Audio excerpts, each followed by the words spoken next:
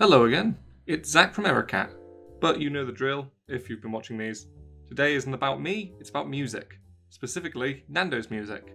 He's been quietly working on the music for a while now. Well, maybe not quietly. But he's certainly produced something worth the wait, which I'll be showing you all today. So let's delve in. The main music piece we're talking about today is the orchestral main theme for the game. This is what will be playing in the main menu and in the trailers we're developing. Coming soon, look out for it. So, I'll be breaking down the music from my perspective, without Nando's explicit explanation behind everything. I'd also like to quickly shout out a couple videos of similar subjects that I love. So thank you to Scruffy and 8-Bit Music Theory on YouTube. They make good videos discussing games and their music, and I highly recommend their content. Back to our content though. Let's listen to the first part.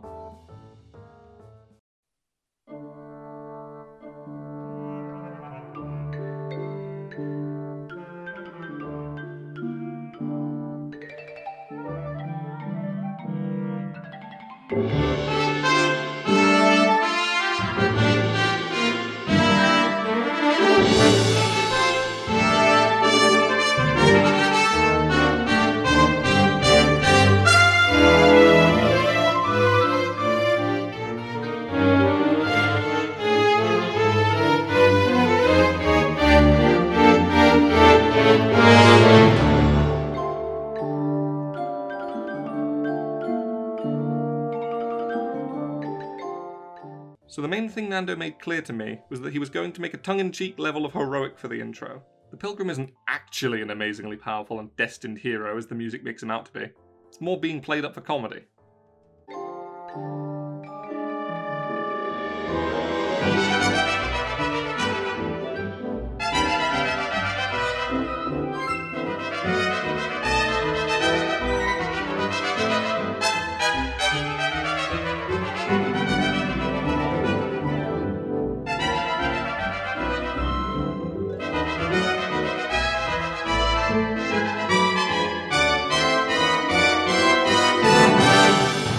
Hold on a second. That part sounded familiar. I can't quite put my finger on it.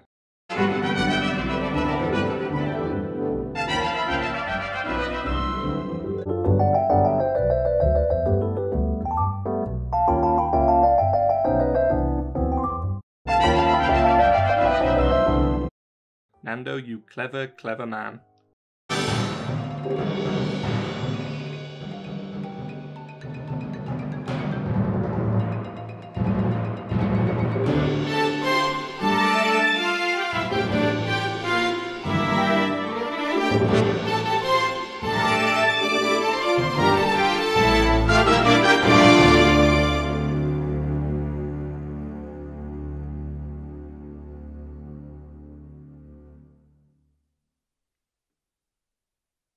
Now, you may recognise this part as slightly familiar.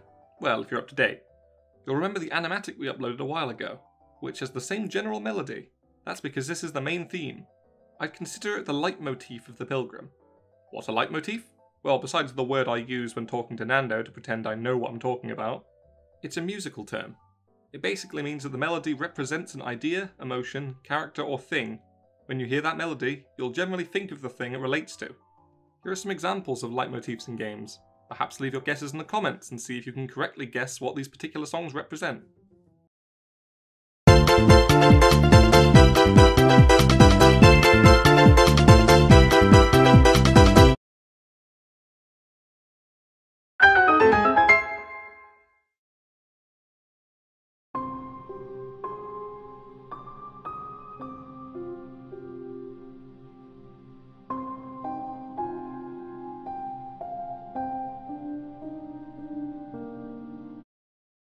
So, if you had to tell me what these respective themes represent, what would you say?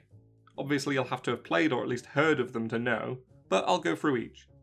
The first melody is the most obvious. It's what everyone thinks of when they think of the star from the Mario games. This represents that your character is invincible. Second is another fairly easy one. This is the Eureka moment in the Legend of Zelda series. It always plays when Link solves a puzzle as a signifier of successfully finding the solution. Lastly, the hardest one. This is the main theme from Hollow Knight, and this melody plays in a whole bunch of different songs. But what does it represent? Well, it's not the main character, not entirely. It's the leitmotif of all the family of the knight, specifically the siblings of the Hollow Knight. and even more specifically, the ones related to Void. You can tell this because it plays in the fights against all your siblings except for Hornet, which is unrelated to the Void.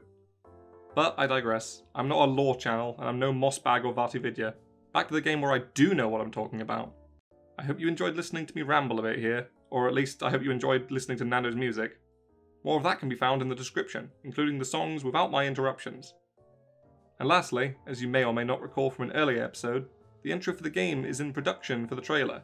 So, how about we show off that with the new backgrounds I've been working on for the final animation.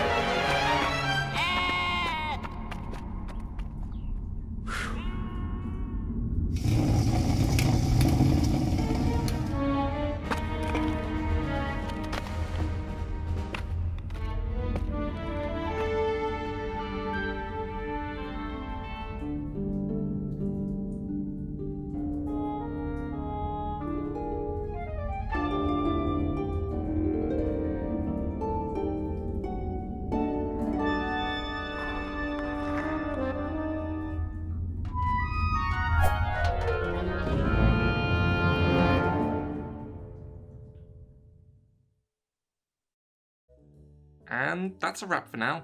I know these episodes have become a lot more sparse recently, but we're hard at work getting the combat ready for episode 7. We have one more episode between then and now, and after that we have our most important episode. So please follow our work here and on our Twitter at EricatDev for smaller posts about development and general interactions. Usually our work goes up there as it happens, and then afterward we do an episode on it. And if you really want to support development, we've updated our Patreon. So if you want to be given a shout out or even get a nice piece of art done by me, check the link in the description. It goes a long way in letting us know the project's appealing, but if not, comments, likes and shares are just as good while we're still trying to get this little project into the public eye, so engagements are appreciated. But now, as usual, I'll give a thank you to our little Patreon family, so thanks to Corval and of course my mum. Thanks, Mum.